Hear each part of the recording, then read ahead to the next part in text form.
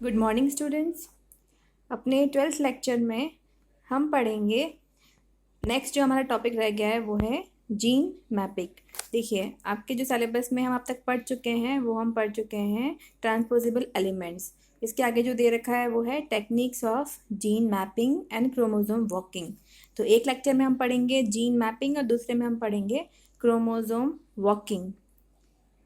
तो gene mapping मतलब, gene का मतलब होता है जीन और मैपिंग का मतलब होता है मानचित्रण, जीनों का मानचित्रण। आप मानचित्र अगर मानचित्र जैसे अपन देखते हैं तो हमारे दिमाग में क्या आता है, जिसमें कि दो स्थानों के बीच की दूरी दे रखी है और बहुत सारे लैंडमार्क्स दे रखे हैं। लैंडमार्क्स मतलब ऐसे स्थान कि अगर आपको कोई मानचित्र देंगे कि आपको इस जगह से इस जगह पहुंचना है तो आपको बताया जाएगा कि इस पर्टिकुलर मंदिर के बाद में आपको लेफ्ट टर्न करना है, फिर राइट टर्न करना है, फिर एक स्कूल आएगी। तो जो स्कूल, मंदिर, ये जो हम नाम बोल रहे हैं ये सब क्या होते हैं, लैंडमार्क होते हैं। तो लैंडमार्क जो है ये सब बहुत इंपॉर्टेंट होते हैं एक मैप के अंदर, जिसके द्वारा हम दो स्थानों के बीच की दूरी बता सकते हैं। अगर हम जीन के मानचित्र की बात करें तो जीन के मानचित्र होता है कि gene mapping describes the methods used to identify the locus of a gene and the distance between gene within the chromosome. गुणसूत्रों का या जीन का मानचित्रण एक ऐसी विधि होती है जिसके अंतर्गत एक गुणसूत्र पर पाए जाने वाले विभिन्न जीनों का स्थान, लोकस मतलब स्थान, पता लगाया जाता है तथा उन दोनों जीनों के बीच की दूरी पता लगाई जाती है कि दोनों जीन गुणसूत्र पे कहाँ व्यवस्थित है। अब गुणसूत्र का आपको दिमाग में आता है तो क्या आता है, गुणसूत्र की आपको दो भुजाएं समझ में आती है, एक शॉर्ट आर्म होती है, छोटी भुजा, एक होती है long arm, P and Q जिसको हम बोलते हैं। तो उसी के आधार पे हम बता सकते हैं कि पी आर्म पे इस स्थान पर ये जीन उपस्थित होता है या फिर क्यू आर्म पे इस स्थान पर ये जीन उपस्थित है। तो इसको पता लगाना क्या कहलाता है, गुणसूत्र का जीन मैपिंग या जीनों का मानचित्रण। अब मैंने आपको बताया था किसी भी मानचित्र में सबसे इम्पॉर्टेंट चीज़ होती है लैंडमार्क। लैंडमार्क मतलब ऐसे स्थान जो कि हमको पता है ऑलरेडी और वहाँ उसके द्वारा हम उसके आसपास में जो दूसरे स्थान है उसका पता हम लगा सकते हैं। लैंडमार्क, जैसे अगर हम जीन की बात करें तो वहाँ जो लैंडमार्क्स होते हैं उन्हें हम कहते हैं markers, genetic markers. Genetic markers आपको डिटेल में नहीं पढ़ने हैं, लेकिन RFLP, RAPD ये सब होते हैं जेनेटिक मार्कर्स। ये ऐसे मार्कर्स होते हैं जिनका हमें जीन में पता होता है ये कहाँ पर व्यवस्थित हैं और इनके आधार पर कि RAPD मार्कर से ये हमारा जो वांछित जीन है वह कहाँ व्यवस्थित है हम उसका पता लगा सकते हैं। ये बात हुई जीन मैपिंग की। जीन मैपिंग मुख्य रूप से दो प्रकार की होती है। पहली होती है जेनेटिक मैपिंग या आनुवांशिक मैपिंग, दूसरी होती है फिजिकल मैपिंग या फिर भौतिक मैपिंग। जेनेटिक मैपिंग में क्या होता है कि इसमें दो जीनों के बीच में एक्चुअल डिस्टेंस का पता नहीं लगाया जाता। यहाँ पे अप्रॉक्सीमेट मतलब अनुमानित जो डिस्टेंस होती है, दूरी होती है, उसका पता लगाया जाता है। जैसे हम बोलते हैं ना कि यहाँ से लगभग इतना होगा, वो होता है अनुमानित। एग्जैक्ट मतलब इतने T3.2 किलोमीटर्स है। ओके, तो जेनेटिक मैपिंग होता है कि कुछ अनुमानित दूरी होती है दो जीनों के बीच की, और जबकि फिजिकल मैपिंग के अंदर क्या एक्चुअल डिस्टेंस हमको पता होती है कि कितनी है किसी जीन की या दो जीन के बीच में। अब यहाँ पे हम अंतर समझते हैं। आप देखिए, जेनेटिक मैप आपको ऊपर एक नज़र आ रहा है जिसे हम कहते हैं जेनेटिक मैप। जेनेटिक मैप में जो 20, 30, 30, 20, 25 है ये होते हैं सेंटीमॉर्गन्स। आगे आपको बताऊंगी मैं सेंटीमॉर्गन्स क्या होते हैं। तो यहाँ पे अगर आप जानते हैं कि हमको डीएनए की लेंथ बतानी है तो हम बताएंगे किसमें, बेस पेयर के अंदर, क्योंकि आप जानते हैं कि डीएनए किससे बना होता है, बेस पेयर। तो हम जैसे बता सकते हैं कि ये दो जो लाइंस है, जैसे ये ब्लैक कलर की लाइन्स है, इनके बीच में इतने बेस पेयर की डिस्टेंस है। तो ये तो हो गया एक्चुअल डिस्टेंस। लेकिन यहाँ पे जो 20, 30, 30, 20, 25 दे रखा है ये क्या है, सेंटीमॉर्गन। अगर आपने आनुवांशिकता पढ़ी है तो वहाँ पे आपने लिंकेज पढ़ा होगा, और लिंकेज पढ़ा होगा तो आपने सेंटीमॉर्गन भी पढ़ा होगा जो लिंकेज मैप में काम में आता है। तो ये है जेनेटिक मैप। साइटोजेनेटिक मैप भी एक प्रकार का फिजिकल मैपिंग ही है। इसमें क्या होता है बेसिकली, इसको हम डिटेल में नहीं पढ़ रहे क्योंकि ये ना इम्पॉर्टेंट नहीं है अभी। इसमें जो डीएनए होता है उसको स्टेन किया जाता है विभिन्न डाई से, और जो बैंड्स होते हैं उनको कंपेयर किया जाता है। नेक्स्ट है फिजिकल मैप, जो आपको डायग्राम में नजर आता है। फिजिकल मैप मतलब एक्चुअल डिस्टेंस। आपको दिख रहा है यहाँ पे कि इतने बेस पेयर की डिस्टेंस है, 25 से लेके 50 के बीच में 25 बेस पेयर है। इस प्रकार से पूरा जो डीएनए है वो लगभग 150 मेगा बेस पेयर का बना हुआ, एमबी का। एमबी तो इसकी साइज़ है और इसके बीच की जो दूरी है वो हम बताएंगे बेस पेयर के अंदर। तो इस प्रकार से जेनेटिक मैप मतलब रिलेटिव डिस्टेंस और फिजिकल मैप मतलब एक्चुअल डिस्टेंस। ये वापस आपको बताया गया है कि जेनेटिक मैपिंग के अंदर क्या होता है कि हमने केवल कुछ मार्कर्स का पता लगा दिया कि ये जेनेटिक मार्कर्स है, इसको हम कहेंगे जेनेटिक मैपिंग। और फिजिकल मैपिंग में क्या करेंगे, हम उनको अरेंज करके और एक्चुअल जो उसके बेस पेयर में साइज है वो पता लगाएंगे। इसको हम पढ़ लेते हैं डिटेल में एक बार।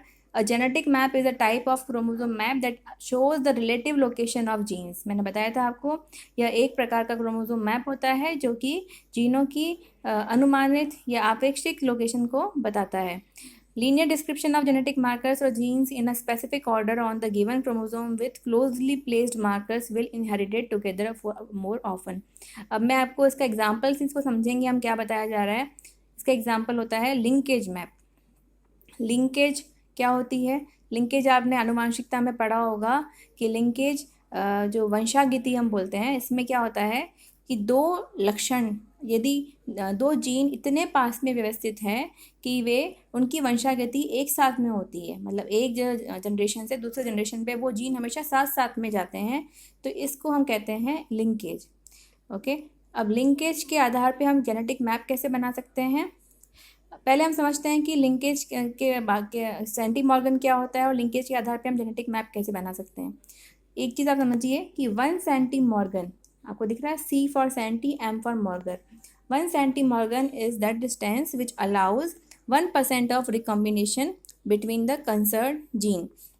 अभी यहाँ हमको थोड़ी सी आनुवंशिकता पढ़नी पड़ेगी, आगे बताऊंगी मैं आपको कैसे। 1 सेंटी मॉर्गन दूरी का मतलब होता है 1% रिकॉम्बिनेशन, या फिर 1% नए नए जो गुण होते हैं, रिकॉम्बिनेंट मतलब पुनर्योजित जो जनरेशन बनती है उसका परसेंटेज। ओके, तो 1 centimorgan equal to 1% recombination frequency. If linkage is present, अगर लिंकेज उपस्थित है, पहला क्या होगा, दो जीनों के बीच की दूरी कम होगी और उसमें क्रॉसिंग ओवर भी कम होगा। देखिए आप एक चीज़ दिमाग में रखिए, अगर लिंकेज है तो क्रॉसिंग ओवर कम कैसे होगा? क्रॉसिंग ओवर मतलब जीन विनिमय। दो जीन इतने पास में हैं तो अगर क्रॉसिंग ओवर होगा भी तो दोनों जीन एक साथ में ही ट्रांसफर हो जाएंगे, वो दोनों जीन अलग अलग कभी नहीं हो पाएंगे। तो यही चीज़ बताई गई है, यदि लिंकेज उपस्थित है तो क्रॉसिंग ओवर क्या होगा, कम होगा, और दो जीन की दूरी भी कम होगी और रिकॉम्बिनेशन भी कम होगा। रिकॉम्बिनेशन क्यों? क्योंकि पुनर्योजन आप जानते हैं कि हमने पढ़ा है पहले कि पुनर्योजन केवल और केवल कहाँ होता है, हमारे जनन कोशिकाओं में होता है, और वो भी कब होता है, मियोसिस के टाइम पे जो क्रॉसिंग ओवर होता है उसमें होता है, उसके अतिरिक्त कहीं पे भी पुनर्योजन नहीं होता। तो अगर लिंकेज है तो दो जीनों के बीच की दूरी कम है, क्रॉसिंग ओवर भी कम है, और साथ में जो रिकॉम्बिनेशन है, रिकॉम्बिनेशन फ्रीक्वेंसी वो भी कम होगी। अब इसको हम समझ लेते हैं कि लिंकेज मैप कैसे बनाते हैं। वापस हम मेंडल पे जाते हैं, एक सिंपल सा उदाहरण आपको दिखाई दे रहा है।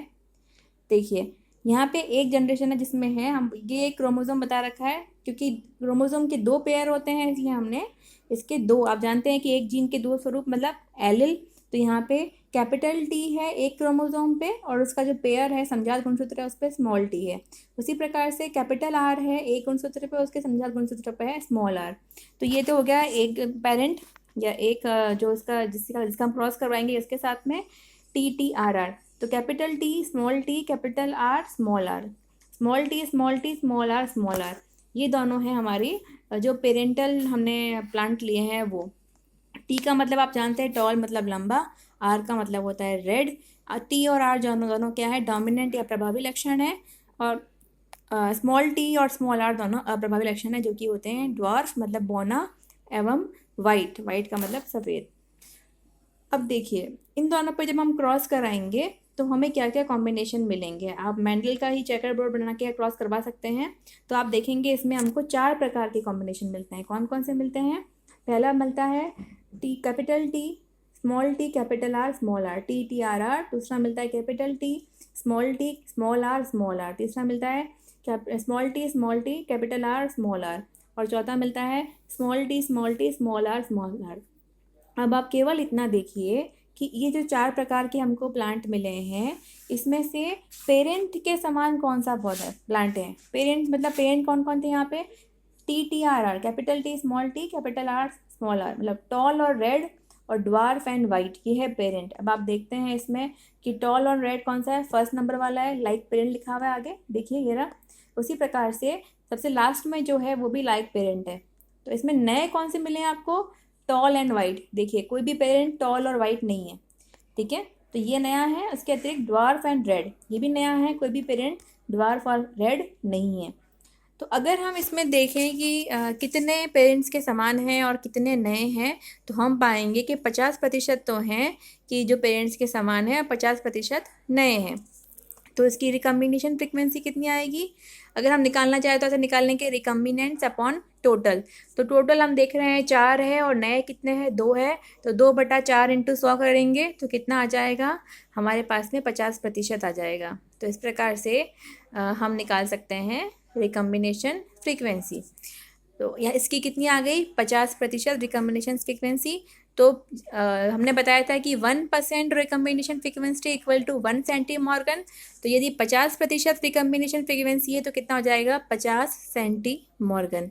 तो बहुत आसानी से हम ये बता सकते हैं कि हमारे गुणसूत्र पे जीन टी और जीन आर के बीच की दूरी कितनी है? 50 सेंटीमॉर्गन। ये इसे हम कहते हैं लिंकेज मैपिंग। ये बहुत सरल सा उदाहरण आपको दिया है, आप इसे समझेंगे तो आपको आसानी से समझ में आ जाएगा। तो ये हो गया 50 सेंटीमॉर्गन। अब ये जेनेटिक मैप क्यों है, फिजिकल मैप क्यों नहीं है? क्योंकि जेनेटिक मैप के अंदर हमको आपेक्षिक दूरी जो कि सेंटीमॉर्गन में पता चली, हमको अभी तक ये नहीं पता है कि जीन टी और जीन आर के बीच में एक्चुअल में डिस्टेंस कितनी है। देखिए, जीन टी और आर के बीच में एक्चुअल में कितने बेस पेयर की दूरी है वो हमें नहीं पता है। तो ये हो गया जेनेटिक मैप। नेक्स्ट हमारा है फिजिकल मैपिंग। फिजिकल मैपिंग मैंने आपको बताया था कि physical mapping looks at a physical or actual distance between known DNA sequence. दो जीनों के बीच में कितनी दूरी है वो उसका हमें बेस पेयर के रूप में पता लगता है फिजिकल मैपिंग में। There are several different techniques used for physical mapping. बहुत सारी तकनीकें काम में ली जाती है फिजिकल मैपिंग के अंदर।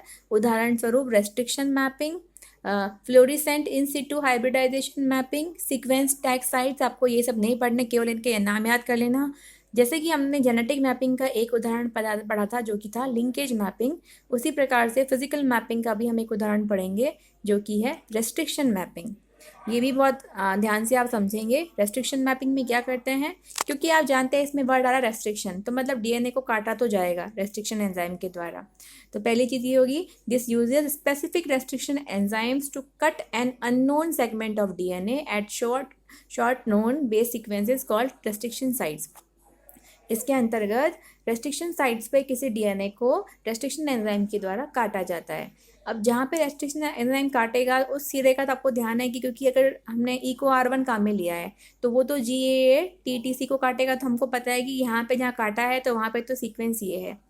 देन क्या होता है, a physical map is generated by aligning the different restriction maps along the chromosome. इसको हम डायग्राम द्वारा समझते हैं। देखिए, सबसे पहले हमने डीएनए को काटा। देखिए, डीएनए को काटा तो 3 प्रकार के पैटर्न हमको मिले। कुछ सेगमेंट्स ऐसे मिले, कुछ सेगमेंट्स ऐसे मिले और कुछ ऐसे मिले।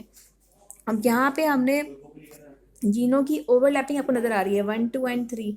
इन सेगमेंट्स को हमने जो कॉमन सेगमेंट, देखिए आप सिंपल सा उदाहरण दे रखा है। पहला जो दे रखा है वो है जिसमें जो 2 नंबर वाला सेगमेंट आपको नज़र आ रहा है, दोनों में समान है, तो हमने इसको इससे ओवरलैप कर लिया। उसी प्रकार से 3 वाले में जो कॉमन था उसको हमने इसे ओवरलैप करके और आपस में एक पूरा का पूरा डीएनए का सेगमेंट बना दिया। तो बेसिकली बहुत सारे बैंड्स को आपस में ओवरलैप करवा के हम क्या बना देते हैं, एक संपूर्ण डीएनए का निर्माण कर देते हैं। इस डायग्राम को आप समझेंगे तो आपको आसानी से समझ में आ जाएगा। देखिए, सबसे पहले हमने डीएनए को अलग अलग प्रकार से एक रेस्ट्रिक्शन एंजाइम द्वारा काटा तो हमको अलग अलग प्रकार के खंड प्राप्त हुए। उन खंडों को हमने क्या किया, अरेंज कैसे किया, उनको जो खंड आपस में ओवरलैप कर रहे हैं तो उनको उसके अकॉर्डिंग हमने अरेंज करके एक संपूर्ण डीएनए की सीक्वेंस का निर्माण कर दिया। इसे हम कहते हैं रेस्ट्रिक्शन मैप या रेस्ट्रिक्शन मैपिंग। इस प्रकार से हम एक्चुअल डिस्टेंस पता कर सकते हैं 2 जीनों के बीच की।